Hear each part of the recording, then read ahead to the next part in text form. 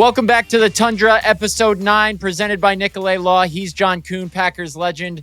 I'm Freddie Mercury, Queen legend. We're here to talk to you about the Packers. That is just for Halloween, correct? Well, I was Freddie Mercury for Halloween a couple of years ago, actually, and I did it pretty well. If you do something well, you should do it again. I figured you were doing that, right? This is your Halloween costume once again, Freddie Mercury, or is this a full-time? Is this a full-time thing? I mean, it could be. Funny enough, Jeff Hafley, who's obviously the Packers defensive coordinator, was walking into practice the other day and said, "How long are you keeping the mustache for?" I said, "I don't know, but you guys are 2-0 when I have it, so you should want me to keep it." Now 3-0 because as we come to you on this fine Tuesday afternoon from Green Bay, Wisconsin, the Packers are 5-1-1, coming off a 35-25 win over the Pittsburgh Steelers. As always, we have a lot to get into from not only that game.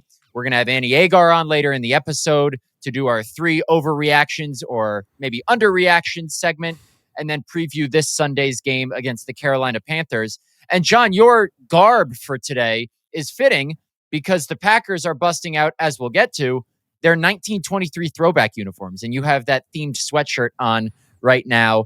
So looking forward to that game this Sunday, but I want to start with, first and foremost, what we saw in Pittsburgh, John, and I know you were down there on the sideline. You went back home, team you won a Super Bowl ring with. So Packers 35, Steelers 25. Certainly didn't seem like it was headed for that for the first part of the game, but I want to start with Jordan Love. Look, Jordan Love, John, we know is very politically correct whenever he talks. He never says anything out of line. He's even-keeled. Mm-hmm. So when I asked him after the game if he felt more pressure coming into this game and if it was any more satisfying coming out on top, even though he didn't face Aaron Rodgers directly, coming out on top in a game also in which Rodgers played, given all the noise around the matchup and what happened 3 years ago, or 2 years ago, I should say, and then 3 years before that when they drafted him, everything surrounding this game, if it was more satisfying for Love to play well and get the win. And he basically said yes in so many words. He said he knew the pressure that accompanied this game. He knew what this week entailed. He wanted to get the win first and foremost, but he knew everything else that came with this game and acknowledged that. Did he prove anything new to you, John Kuhn, with how he played on Sunday night? No. I listen. What I've been really happy is about watching Jordan Love is you see the progression week in and week out, quarter in and quarter out of the season by season. And he's done nothing but prove the Packers right in drafting him 5 years ago and making him the new franchise quarterback after Aaron Rodgers. And what yesterday looked like, or Sunday, I should say, looked like, Jordan Love looked like Aaron Rodgers in Mike McCarthy's offense 2011. And what I mean by that is different personnel groups, different wide receivers, different formations, different shifts, and always being ready for what the defense gave to him post-snap. Now, the Steelers' defense is somewhat predictable. They've been running their same defense for many, many years, and Jordan Love had the answers to the test. Matt LaFleur gave him a perfect cheat sheet of how to break this Steelers defense down. When they're in zone, hit them running through the zones. When they go to man, we're going to set a little pick. This is the guy that's going to be open. And this is how you tell when they're in zone and man before the snap. And this is what it looks like post-snap. And it looked to me like Matt LaFleur, his game plan, and Jordan Love were married together in perfect syncrasy so that synchronicity. So that this offense couldn't be stopped. You're the journalist. I'm the football player. Synchronicity or whatever you want to say. Not a word, but that's okay. Shippensburg University English classes aren't the same as Syracuse University. Especially when you're a chemistry major, it changes things a little bit. It does. I think you bring up a good point in just how in sync they were. In the second half, the first half, they scored on 1 of 6 drives. Granted, 2 of those were missed field goals, so Jordan Love at least helped get them into field goal position. I thought it was a good sign for the Packers, who last year ran the ball at a higher percentage than in any of Matt LaFleur's first 5 years as the head coach. When on Sunday night, Matt LaFleur says, you know what? Let's just keep throwing the ball because that's working. This is not an offense, and I did a radio hit this morning where I was asked about the Packers' identity. The Packers don't have a singular identity, and that's a good thing because they can run the ball well. If that's not working, they can throw the ball all over the yard. They can be a team that shuts you down defensively. That's called complementary football. That's called being diverse. And that's what teams who truly contend for a Super Bowl title, which I think the Packers are a legitimate Super Bowl contender right now. I mean, how can the current NFC number 1 seed not be? I think that's what they have. I think an interesting note from the game, and by the way, Matt, real quick, they started that no identity early in the season when they couldn't run the ball early in halves, and Jordan Love would get them leads, and then they'd start running the ball in the second half, i.e. the Detroit Lions, i.e. the Washington Commanders. This is not something new. This is something that the team has done, and Matt LaFleur has figured out very early and often. I'm going to go to the hot hand. If it's the run game, we're going to stick with it. If it's a pass game, we're going to go with that. And that's a really dangerous thing to have. Okay, what are you focusing on early in these football games, defenses, and how do we counter that attack? Jordan Love had the third fewest average intended air yards on his passes of any quarterback in week 8, as I look at my notes, 5.4. But he also showed a lot more in his game. It wasn't just checkdowns all day. He showed what he can do on the run, whether it was the getting out to the right and hitting Christian Watson on that crazy crossbody throw deep in front of the goal line. There was one where he evaded pressure to his left, kind of contorted his body to throw back across the middle to hit Emmanuel Wilson, who then, juked a couple guys and got 14 yards. Jordan Love, there is something to be said for hitting your guys in stride, putting the ball in good spots and letting them do the rest. Were some of his throws to Tucker Kraft or Savion Williams or Malik Heath the hardest throws we're going to see him make? No, but they got a lot of yards. And Yak, obviously, we think of what Tucker Kraft can do after the catch, and we'll get into Kraft here in a little bit, but the quarterback has to set you up properly to go in those positions. And we also saw on shows throws both short and long, Jordan Love's pinpoint accuracy, evading the flying hands of some of these defenders coming off the edge to hit guys in the flat and set them up for yards after catch, or hitting Watson on some of those deep balls, or hitting Romeo Doubs on the quick, I think it was just a 3-step drop play and hitch and fire across the middle to start the game. Like, those are the types of things that Jordan Love needs to do to keep this offense in rhythm, and I think he did that really well. Also, Jordan Love's performance, before we move on to Kraft, resulted in one of my favorite quotes I've heard all season when I asked Rashon Gary about if Love proved anything new to him. And Rashon Gary's been Jordan Love's biggest fan since Jordan Love took over as starter. And part of Rashon Gary's quote was, "If you're not woke, wake up, get the crust out your eyes. 10 is him and he's coming." Get the crust out your eyes when telling people to wake up and acknowledge Jordan Love is an all-time quote. That's what makes Rashon Gary so great. That's what makes this team so great. You can feel the chemistry. You can feel the locker room and the bonding coming together. And I can't help but feel like everybody has each other's back. This is a team now, when you're talking Rashon Gary, when you're talking Jordan Love, it's a team now that they've kind of created their names for each other, independently, but at the same time. And there's a special feeling for that. And what I mean is, I can remember when Brett Favre was our quarterback in Green Bay. Many of us, we were the youngest roster in the NFL. Many of us didn't have that name, didn't have that notoriety, and we're trying to earn our stripes in the NFL. So when the torch was passed from Brett Favre to Aaron Rodgers, and now you have a young Greg Jennings, and you have a young Jordy Nelson, myself, Josh Sitton, TJ Lang, and we're all earning our stripes simultaneous with our quarterback. That's a really good feeling. That's a bonding experience, and that's what you can tell is going on with this team, from the young weapons on offense, the wide receivers, tight ends, running backs, the quarterback, everybody on the defensive side. They're all growing together. So this excitement of how great this football team can be is really, I don't want to say it's a first for everybody, but it feels like a first for everybody to be one of the favorites in the NFC while they're all a part of it. Yeah, this era of the Packers, kind of this new nucleus of the team since Jordan Love took over as starter, has been the number 7 seed the last 2 seasons. Granted, they could end up there or worse this season, but throughout those 2 seasons, they were middle of the pack or worse. Last year, they couldn't really beat any good teams. This is a different feeling. We will see how the Packers, I just combined Packers and handles in the same sentence. I'm still running on 2 hours of sleep from 2 nights ago after the game, so please excuse me. How the Packers handle being not front runners, but ahead of the pack, if you will. Okay, a couple other things from Sunday's game I want to touch on and spin them forward as we record here a day later. Tucker Kraft, 131 of his 145 receiving yards came, or I think he had 143. So 131 out of his 143 receiving yards came after contact. According to Next Gen Stats, that's the third most in a game since 2016. So Tucker Kraft, we saw it against Washington. That was kind of his breakout game in primetime. I am one of the league's best tight ends. To see him do that again is another step. To be able to sustain that level, especially in primetime, of I am the guy, I am a guy at the tight end position, is another level in terms of him taking his name into that elite conversation, which I already thought it was, but he had a couple quiet weeks there when they weren't necessarily feeding him.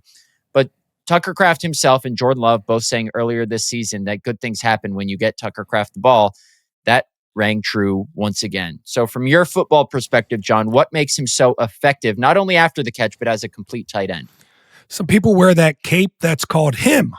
I am him. He is him. Tucker Kraft at the tight end position is him. And why? Because he is sneaky fast. He's strong. He's tough. He's gritty. He blocks. He runs. He catches. A guy that's this versatile at the tight end position is a defensive coordinator's nightmare. Do you put a linebacker on him to get physical? No, you can't do it because he's not fast enough. Do you put a cornerback on him? No, he's too big. He's going to brush him off with a little lean. Safeties, a little bit of both. And yet this guy can stand in line and block and help block defensive ends, work his way up to the linebacker, the second level. He is an all-around great tight end in this league. And listen, number 85 right now is working on a momentum that is I think he scored a touchdown on 5 straight games, Matt. So even the games that he didn't get over 100 yards receiving, I think he's scoring touchdowns in them as well. He's become what Romeo Doubs was at the beginning of the year, Jordan Love's favorite target in the red zone. Tucker Kraft is very quickly becoming that. And there's a lot of reasons that is, but mostly he's just him. Tucker Kraft has scored a touchdown in 3 straight games. He scored 1 in the first 2 games of the season and has 4 in the last 3 games, including 2 against the Steelers. And that stat I gave out, the yards after the catch, was the 3rd most in a game by a tight end in the Next Gen Stats era since 2016. Well, how about this, Matt? As far as yak goes, or yak versus expected, Tucker Kraft is like 3rd in the league. There's only 2 wide receivers that are ahead of him. Tucker Kraft right now is, with the ball in his hands, a nightmare for defenses to try and get that. How many tackles did he break on that long catch? Little push off, you know? Well, he said he got held first. Let's keep the push off. Let's keep the push off to the chicken wing so we don't let the refs get in it. Exactly what he did at Arizona. He did the little chicken wing push off. It was good to go. Hey, and he got away with this one here. But after he caught it, I mean, how many tackles did he break? The same 2 guys. He broke multiple tackles from 2 different players, and he's just an absolute nightmare. Couple more things before we get to Annie here in our second segment. I'm going to give a quick analysis of them, then I want your quick thoughts. Keyshawn Nixon, bad first half. Thought he rebounded better. Ahead of the trade deadline, are the Packers fine at cornerback? Do they need to make a move? What are your thoughts on the cornerback position as a whole? Not only with Nixon and how he played, I think he's played well over the course of the whole season. He just had a bad half. I think he's played better than average, significantly better than average this year. People probably don't agree with me. Let's try and eliminate recency bias there. He hasn't always gone up against number 1 wide receivers, but still. But also, Carrington Valentine played 62 out of 63 defensive snaps. Nate Hobbs played only 4. What do you think of that move as well? Well, I was kind of proud to see what the coaching staff did. They went out there and they said, we're not gonna worry about how feelings are. We're not going to tiptoe around this thing. We're going to grow throughout the course of the regular season. And that's exactly what they did. They said, Nate, you not great performances here. Could be an injury. Maybe you're still trying to catch up. Maybe some things are going on here. We're going to stick Carrington Valentine in. Carrington Valentine brings a little X factor. And what I mean by that is he plays on an edge. He tips it, he takes his toe and he toes it right up to the line and sometimes a little bit over. He can really get into some wide receivers' heads. He can start messing with the opponent. And he plays very, very physical. He plays at the line of scrimmage with his hands on the wide receiver. And he makes it tough on quarterbacks to be able to squeeze that ball in there. Keyshawn Nixon, specifically as it pertains to this half, I'm not in the camp of benching guys the minute they do something poor, because guess what? You do that, you're benching everybody at some point in time. You just can't do it. You got to understand that these guys, it's a tough game, and guys are going to have great moments and guys are going to have bad moments, and you're going to have to live with some of those moments with some of your players. And for Keyshawn Nixon, the second half of this, or the majority of this Pittsburgh Steelers game, didn't look the best, but he did come into this game with 10 passes defended already in this young NFL season. At one point in time, he was leading the NFL in that category. So Keyshawn Nixon, a season as a whole, very good season. I agree with you, Matt. This past game, not his best. I would expect Keyshawn to bounce back because he's a guy that's about the process and about going to work. Could you tell the difference Christian Watson's presence made on Sunday night? He had 4 catches on 4 targets for 85 yards, a couple explosive gains. Watching the game from field level and watching the game back, could you tell how much of a difference Christian Watson made? Yeah, you could feel it very early on. A couple of blocks that Christian Watson made in that football game. He's blocking too. That's a good part of his game. He's a guy. That's the first thing I notice when it comes to Christian Watson is on the outside. Quick little shootout to the flat. He's got his man locked down. He had his man locked down with Tucker Kraft. When Tucker Kraft scored a touchdown, not 85 catches the ball, I'm gonna block my man. And not a lot of people, not a lot of wide receivers are about that life Christian Watson is.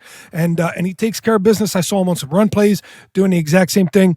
And then I saw him in the pass game. What I really liked about the pass game is they didn't fool around with a bunch of different stuff. They said, hey, you're gonna run the post here, you're gonna run the out here, we're gonna run you on a deep dig here. And he just got to use what his skills were in this first game, which is speed and size. And Jordan Love put the ball to him. He caught it. Here, this is the toughest part. When you don't play in a football game for as long as he didn't play in a football game, the speed is much faster. It's much faster than practice. It's much faster than preseason game. He didn't have much of a ramp-up period, 3 weeks, but in those 3 weeks, he showed the speed of a regular season game on the road against the defense that one of the highest paid secondaries in the league wasn't going to be a factor for him. Something that stood out to me, and I talked to him after the game about this, is Quay Walker's restraint on that little tussle with DK Metcalf. I believe it was the Packers were up 29-19 at the time, if I'm not mistaken. The Steelers had a 3rd and 2, and then Metcalf's penalty made it a 3rd and 17, check down punt. Packers went on to score the next drive to make it 32-19. Quay Walker, obviously anyone who's watching the show probably knows the background. When he was a rookie in 2022 as a first-round pick, he was ejected twice. According to ESPN research, that was the only time this century, at that time, I don't know the updated stat, that a player was ejected twice in a season. He had anger issues, plain and simple. He shoved a Buffalo Bills practice squad player after a play spilled over into the sideline. He shoved one of the Lions members of their medical staff because the staffer was trying to get by Quay to check on DeAndre Swift, who was injured in that final game of the 22 season. And Quay was there checking on Swift because he was his college teammate at Georgia. After that season, Quay starts meditating at the advice of Jair Alexander. He talks to Dr. Chris Carr, who's the Packers team behavioral health clinician, to really work on himself. And we saw on Sunday night when DK Metcalf is poking Quay in the eye and ripping at his face mask, Quay just stand there and not respond. And I went up and asked him after the game, I said, Quay, I asked this with all due respect, would 2022 Quay Walker, and he cut me off. He said, hell nah. And then we had a nice little chat about how much he's grown. And he said, the way I felt letting my team down during those ejections, I never wanted to feel that again. So I had to work on myself to get to this point. But he said it wasn't even hard not to react just because of all the work I've done on myself to get there. So I thought that was a neat kind of subplot to come out of Sunday's game. And then lastly, John. Namaste. That's all I'm going to say to that. Namaste. I saw someone tweet, Namaste. Namaste. I like that. I'm going to stick with that from now on. I'm going to scream it from the sidelines the next time I see somebody antagonize them. Namaste. And just lastly, before we get to Annie, what word for word was the conversation between you and Aaron Rodgers that we saw on NBC? They filmed Aaron Rodgers saying hello to you and played it on their pregame montage of him saying hello to everyone. Word for word, what was your conversation with him? I asked him, I said, listen, if you come out of this thing victorious, what will it mean to you? And will you do that live on the Tundra podcast? And he said, what the hell is the Tundra podcast? He said, only under one circumstance. Matt shaves that damn caterpillar off his top lip. All right. Comedy Hour with John Kuhn is up. We're going to get to Annie Agar here in the second segment with a couple overreactions or not. We're going to pitch those to her, get some thoughts from John as well. Stick with us. You're listening to The Tundra. This episode of The Tundra is sponsored by Nicolet Law, where results speak louder than words. They're a Midwest law firm that's helped thousands get back millions of dollars after accidents, injuries, and life-changing events. And they don't charge you unless they win, because your focus should be on healing rather than the bills. With offices across Wisconsin, Nicolet Law is always close by when you need them most. Get Nicolet, 1-855-NICOLET or nicoletlaw.com. Welcome back to The Tundra, Episode 9, presented by Nicolet Law. The long-awaited return of Annie Agar. She's been busy with all her other ventures lately. Glad to have her back on. Annie, we're ready to do some overreactions or underreactions or not overreactions. You feel free to respond however you want to these three things I'm about to say, and we'll get some of John's thoughts as well. So first off, Tucker Kraft is a top 3 tight end in the NFL. Give me what you got. Oh, this is a bad one to start on because, as you guys know, I don't overreact to things. But I'm going to say he's top tight end, like 1 right now, okay? Wow. Not even top 3. At least, you know what? I just want to throw this out there. At least our tight end doesn't hand the ball off to another team, like some famous people's boyfriends. No, I was talking to my co-host on my CHSN show who did play with this man, and he said he gives shades of Rob Gronkowski, which is very, very exciting to hear. And I see it, like, statistically. I know John's like a big stats guy, right? We throw stats out there. Huge stats guy. Big Huge stats guy. As long as you list them all off in order, very tedious, very timely. Give you some. Without taking a breath. Yeah, right. He's 3rd in receiving yards, 2nd in receiving touchdowns, and 1st in yak. And somebody called him yak and cheese on Twitter. That was like the best thing I've heard so far this week. I honestly, all joking aside, I think he's definitely top 3, no overreaction, potentially top 1 as of right now. Wait, is it true, to want to ask you this? Did he grow up on a reservation or something? He did, yes. Yeah. I didn't know that. In South Dakota. Since we're talking about social media and going viral with sayings, is yak and cheese better than Namakwe? No, John, see, you got it a little wrong. So I wrote a story for background here. I wrote a story on Quay Walker and the meditation and therapy he did to deal with his anger issues, which showed obviously when DK Metcalf tried to rip his helmet off and he didn't respond. And someone on Twitter responded Namaste instead of Namaste. So John is referencing that. That's pretty funny. I didn't see that. I like that. I think Namaste for the win. Namaste. That's great. John, Tucker Kraft, top 3, top 1. What do you got? Top 2, not 2. That's what we say. That's what the kids say in the street, right, Annie? Atta baby. Top 2, not 2. That's where I got him right now in the National Football League. Listen, Trey McBride's doing his thing in Arizona. Travis Kelce is still doing his thing with Kansas City. But all around tight end, total package, it's got to be 85. Yeah, baby. All right, number 2. The Green Bay Packers need to trade for a cornerback before next Tuesday's deadline. This one, I'm going to go with no. It's not really, it's just kind of a calm reaction. I don't think we should overreact and try to trade for a quarterback. Carrington Valentine's back, which is great. Nate Hobbs was soft benched, maybe, as they say over in Minnesota with JJ McCarthy.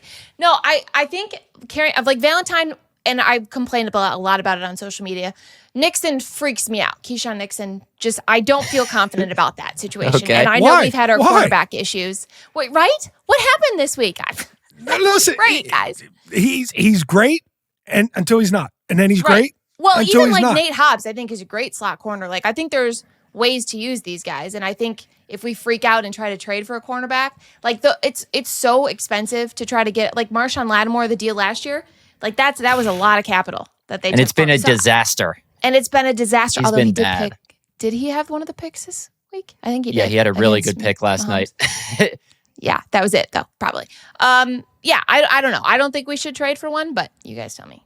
I'm with you, actually. I have a story coming out tomorrow morning on this. Obviously, it's the guttural reaction from fans to see Keyshawn play a bad half. And like I said earlier in the show, I think Keyshawn Nixon has had a pretty darn good season. The only stretches in which he's been consistently beat are the first half against the Steelers and then late against Jamar Chase against the Bengals. And his coverage wasn't even bad. That was just Joe Flacco putting it in great spots and Jamar Chase making ridiculous catches. So I still think he's played like a number one corner. So I don't think you should trade for someone because of that.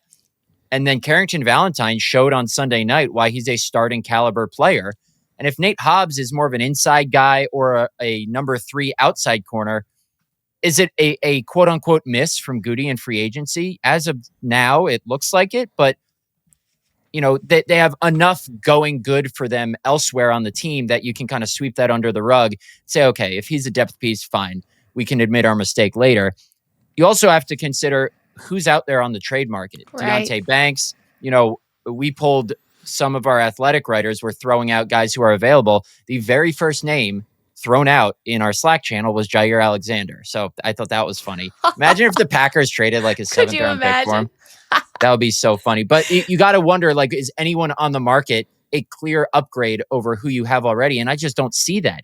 For a team, John, that already doesn't have a first round pick in the next 2 drafts, do you want to give up more late draft capital for a guy that might not even start? No, and that's why I call it a clear overreaction here. I'm not in the game of benching people or going out and buying new people just because you have one bad game or one bad penalty or one bad catch against you. I mean, if that was the case, half the cornerbacks that our receivers play around the league would be fired after the game with us. So you can't necessarily do that. Everybody's out there. Keyshawn Nixon has 10 pass breakups on the year, unless he got one in his past game, which I don't recall if he did. He did. It was the play we were just talking about before we came on air, when the Steelers left tackle clearly false started. Oh, yeah. So he's got 11 pass breakups. He's got 11 pass breakups on the year. That's among the leaders, if not the leader, in the National Football League. So even though he's got some negative, hey, listen, good players mess up too. Good players mess up too. And we used to use that line quite a bit in the locker room. And Keyshawn Nixon, I believe, is a good player. I believe he's played like a starting caliber cornerback for the majority of the year. I'm not overreacting after one game. Second in the NFL in PBUs with 11 behind DJ Turner of the Bengals. All right, number 3. After what we saw on Sunday night, Christian Watson is the Packers' most important wide receiver. Annie? This is kind of a tricky one because, yes, because of what he does to the team. It's like, I probably would compare it to like Rashee Rice coming back. Like watching the Chiefs offense is so different now with him there. And I feel the same with Christian Watson because it opens up so much more within the run game and have a deep threat. And I love him being our deep threat. Like knowing he's downfield somewhere makes me feel some sort of peace, you guys. And if you have Matthew Golden, if Matt LaFleur uses him, with Matthew, lines him up on the same side with Matthew Golden, defenses are going to have a clue who to cover. We have with no idea who to stop. So, I would say, I don't think that's an overreaction to say he's the most valuable. Annie, Jordan Love rolls to his right, throws back late across the middle, just over a safety's head. What were you thinking at that time? You had to be losing your mind. Oh, dear God. Every time this man launches a ball, I just say a little prayer. I said this in one of my meeting videos before, because it's either going to be the best pass we've ever seen or into triple coverage, and it looks awful. It was actually triple coverage. It was really close to triple coverage. There was 3 defenders right around Christian Watson, but he got it there. He muscled it the whole way there, and Christian Watson was on the other side. That was great to see. It's beautiful. It's a beautiful thing. I saw someone do kind of like a side by side on Twitter of Brett, Aaron, and Jordan, all with kind of like the leaning off the back foot. When Jordan Love has like his tongue just slightly hanging out of his mouth, you know something wild is coming. Like, you know it's going up there. It might get picked off. Like the triple coverage throw to Jaden Reed against the Rams last year. Like, that's just a ridiculous throw. He makes probably one of those every game that makes your heart stop, but if it works, it works, right? Do you know what's weird about that is he makes about one of those a game. That's a throw that mentally you're looking at it, and if you watched film, you'd say probably not the best decision, but they rarely turn out negative. They turn out positive far more than they turn out negative for this Packers team. And there, some people just have that in the water, the ability to get that ball into those weird spots, and then credit the receivers being able to catch them. Jaden Reed's catch last year at the Rams, as you said, Matt, one of the best catches you'll ever see. It's unbelievable. And then Christian Watson being able to focus on it, because that thing was wobbling in the air just over the safety's hands. Sometimes those things are not as easy to catch as they look. Anyway, what were you going to say? That's not even talking about our best wide receiver, Tucker Kraft. I was going to say somebody did, when you said the like side by side of our 3 Hall of Fame quarterbacks, somebody posted an AI video or a picture of it, and people were commenting and said, "Oh, if only we had real pictures like in real life of these guys." AI, by the way, that's a whole other rant, taking over the world. It's stupid. Our AI podcast is next week. Yeah, exactly.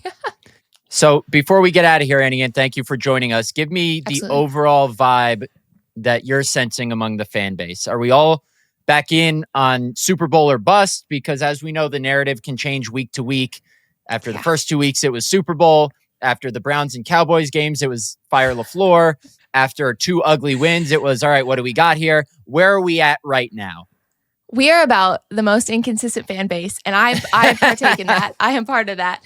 I think this is still a Super Bowl team. I know people, me again being one of them, complain about Matthew Golden's use and Matt LaFleur's play calling and all that. But this offense, like, productivity is so high right now, and to hand it to the Steelers on primetime, like that just. I think the trajectory of our fan base right now is trending upward, and we're thinking Super Bowl again, which I feel great about. Number 1 seed right now currently, guys, because we have 1 loss. So, So all that up and down, are we worried about a market crash this week with the fan base? If we don't beat the Panthers by 30, are we going to have a crash? Meltdown? Are we crashing out on Twitter? We're Is that what's crashing happening? out. Look at you with the kid lingo today. We're going to have a crash out. Crashing out. Oh, speaking of, I wanted to mention this. Oh, Rashon Gary. I mean, did you guys see that as the celebration? You didn't have fun with that, Matt? Come on, Matt. You got the cool mustache. You got to get into it. I texted Annie about this before because I forgot what I was texting you about, John, and you sent me something, and I sent you back the 3 salute emojis, and you responded hours later, "What's that?"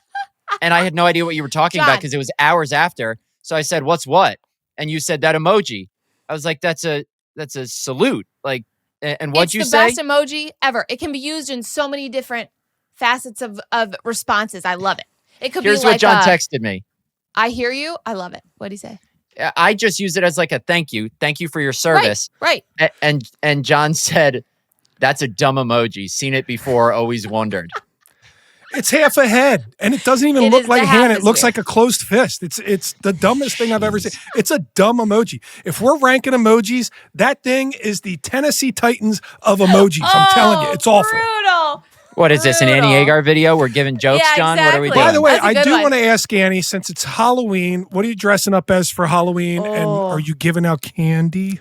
I can't share that because I have a little reveal every year. But it's going to be a sports reference joke, obviously. One of my favorite, I'll just preface this with one of my favorite Halloween costumes was 2 years ago. It was right after the Harbaugh stuff came out with the sign stealing, and then the hamburger thing when he gave out, hamburgers to the recruits. And I dressed as the Hamburglar, and I had a Michigan hat on, and that was probably my favorite. And I had a bag of play call. It was my favorite costume. All right, so you're going as Brian Kelly this year. You know what? That might be in there. We'll have to wait and see. Yes. So that'll be the costume, and I am going to hand out candy, but I will be with my family handing it out, so I'll be a little less weird there, Matt. All right. Thank you to Annie for coming on. People just don't get that conversation because we had it before we went on air. We've reached our time limit. We got to go. He's John Kuhn, as always. Annie, whatever. She's Annie Agar. Thanks for listening. Guys. You're listening to The Tundra. We'll be right back with some more riveting Packers-Panthers preview. Stick with us. Welcome back to The Tundra, episode 9. This segment is brought to you by Potawatomi Sportsbook. Hey, sports bettors. Whether you're new to the game or can knock out 16-leg parlays with the best of them, the premier sportsbook you want is smack dab in the heart of Milwaukee. It's the Potawatomi Sportsbook. Not only are there over 90 sports betting kiosks, there's all-star dining, first-class drinks, a giant video wall, and more. It's nothing short of awesome. Potawatomi Sportsbook, bet above the rest. At Potawatomi Sportsbook, John, we not only have, what's it called, the Kuhn dog? The Kuhn dog and the fullback platter. The fullback platter. Remind people what both of those entail, please. Oh, it's just too much to throw at you, to be honest. I mean, on the Kuhn dog, you got some chili. I think it's brisket chili. You got some kimchi. You got some cheddar cheese. And it's a foot long on a pretzel bun, Matt. What's better than a pretzel bun? Nothing. That's the answer. Nothing is better than a pretzel bun. Also at Potawatomi Sportsbook, you can get the Packers for minus 12.5 against the Carolina Panthers on Sunday, the game that we're about to preview. That's the current line at Potawatomi. So if you want to place that bet, which I will not be doing because it would be unethical, go on down to Potawatomi, get all the food, get all the gaming, everything you need. I've been down to Potto many times in the past. It is a fantastic environment for whatever you want to do, and great hotel rooms too. All right, Packers-Panthers on Sunday. First and foremost, with the Carolina Panthers, there are some QB questions with that team this week. Andy Dalton started last Sunday in a 40-9 loss to the Buffalo Bills. Bryce Young, Dave Canales, their head coach, said would practice Wednesday, but he's day-to-day. He did some running. That is very much a TBD situation. It appears, just reading the tea leaves of all these reports, that Bryce Young is going to play, but it is still somewhat up in the air, or at least the Panthers are trying to give off that feeling that it is still up in the air. This team's 4-4, John. They're not bad. They are 4-4. They beat the Falcons 30-0. They've had a couple good wins. They beat the Dallas Cowboys. They got blown out last week, but this is a team that is in the playoff hunt and should not be taken lightly. You're right. It should not be taken lightly. They've slept on, or a couple teams have slept on them and ended up taking an L.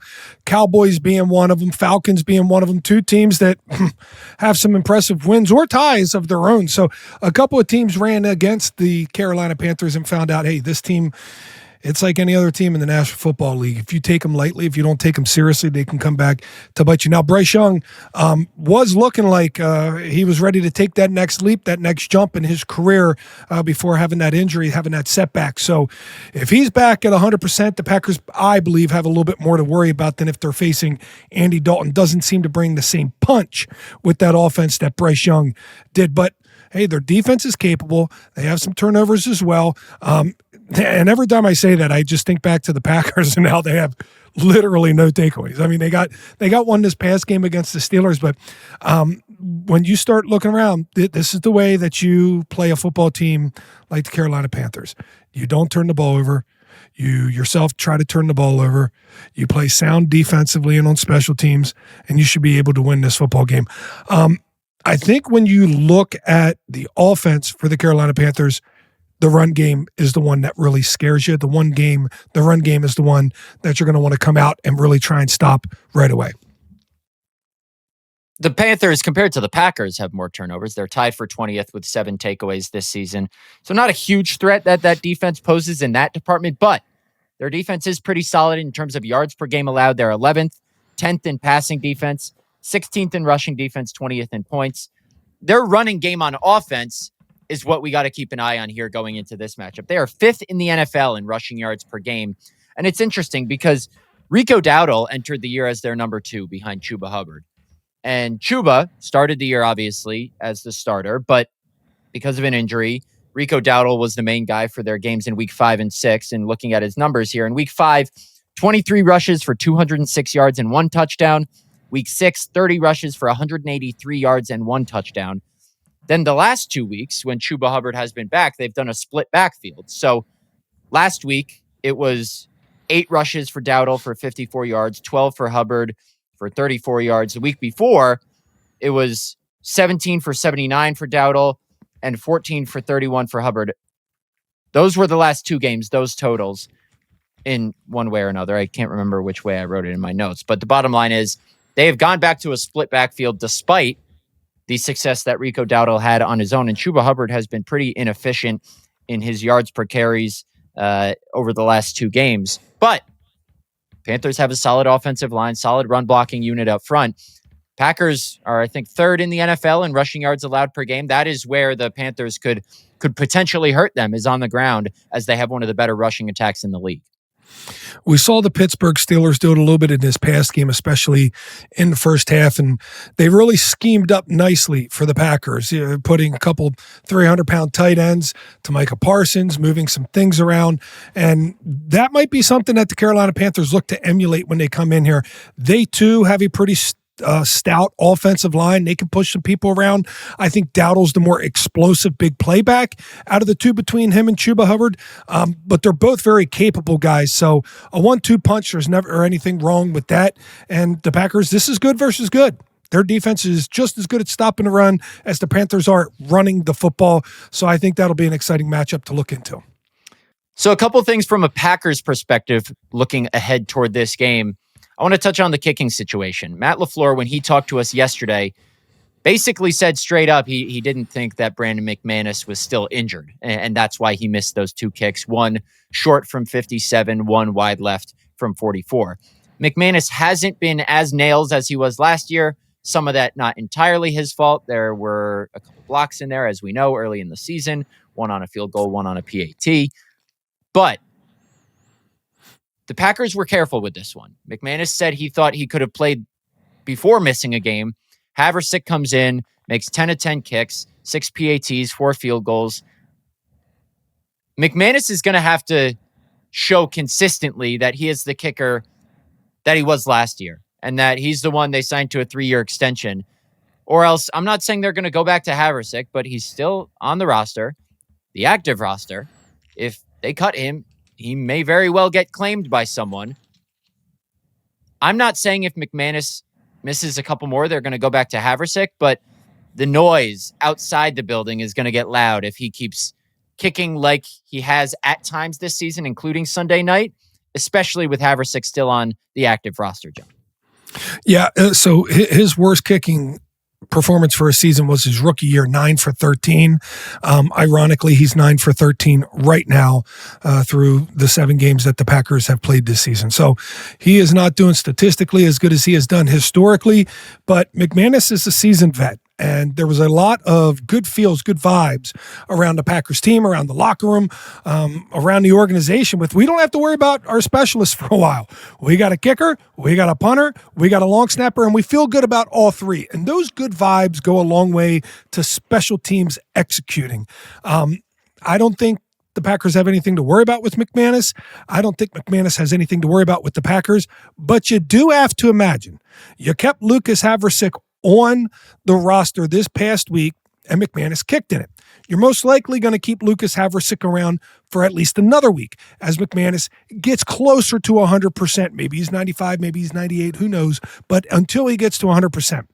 And if by the rare chance McManus does not bounce out of it, which historically he's not shown before, then you might have a situation where you need to consider something else, because very much like the cornerback position, you want to play your way through this thing. There's only a limited number of time in the regular season that you have to make your decision on who's going to help you win in the second season or the playoffs and who you need to upgrade from going into the second season of the playoffs. That's a good point. Couple other injuries to keep an eye on this week. Lucas Van Ness, Dontavian Wicks. Those are two guys who missed last week's game. Van Ness has missed a couple games now after he injured his foot in, I believe, the Bengals game, late in that one on his sack. So those will be two guys to keep an eye on, since neither are on IR. So the Packers think they can return in a short amount of time. And then obviously seeing how Christian Watson got through the game, by all accounts well. And then Tucker Kraft was in the medical tent. This is just a note-keeping, bookkeeping thing. He said he was being checked for a concussion, which he didn't suffer because he passed the protocol or cleared the protocol. And I still don't know if his headbutt of Sean Ryan, who was wearing a helmet while Tucker was not wearing a helmet, was before or after that medical tent visit. I actually think it was after, to tell you the truth. Jesus. And to me, I wonder, does Tucker go in there and then the red hats? This is how I envision Tucker Kraft getting checked, because number 85 is a maniac, right? This is the way I envision it. He walks in there, the red hat walks in, he goes, "All right, where are you at? What do you think? Give me a beer. Give me a cigarette. Let me go out there and kick somebody in the butt." Like, what are you doing here? I can't imagine they get a whole lot out of Tucker Kraft there mid-game when he goes in there getting checked out for a concussion. That guy's a maniac. He is. 85 is a maniac. All right, quickly, score predictions on our way out. I've got Packers 31, Panthers 14. I think the Packers pass rush eats in this game, whether it's Andy Dalton or Bryce Young. I don't think this is a trap game for the Packers. I think what we saw last Sunday night is that they've maybe overcome some of these ugly wins and they say, okay, we're the Green Bay Packers. We can blow some of these teams out. I think they do that, get to 6-1-1 ahead of a fascinating Week 10 Monday Night Football matchup with the Philadelphia Eagles. John Kuhn, your score prediction? I think the Packers are finally done playing with their food, right? They have messed around for far too many games already this year. It's time to get one of those old-fashioned butt whoopings. I said earlier in this, Jordan Love and Matt LaFleur look like Mike McCarthy and Aaron Rodgers around 2010, 2011. It's about time they beat a team like we were beating teams back in 2010, 2011. Get a big one on the board, 35-17. Okay. 2 covers of the spread from 2 guys who will not be betting on the game, but you can at Potawatomi Sportsbook. You like that? Anyway, for myself, for John Kuhn, and thanks to Annie for joining us earlier. You can find us at the Tundra GB on socials. Most importantly, subscribe to our YouTube channel, and we'll catch you next week. Thanks for listening.